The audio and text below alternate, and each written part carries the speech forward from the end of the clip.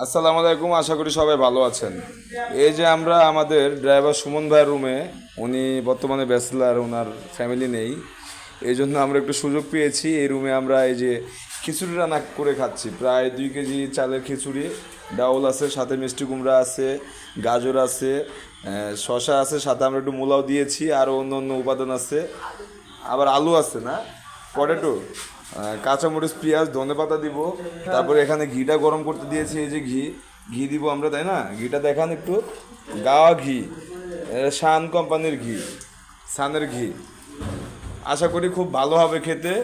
লবণ, দেখতে অনেক সুন্দর দেখতে দেখাইতেছে। খেতে তো অবশ্যই ভালো হবে নাকি সুমন ভাই? দেখতেও আসলে খুব, মানে দেখতেই খুব, মানে হিট হিট লাগতেছে। তাহলে খেতে তো অবশ্যই হিট করে দিবে, খেতে লাগে নাকি?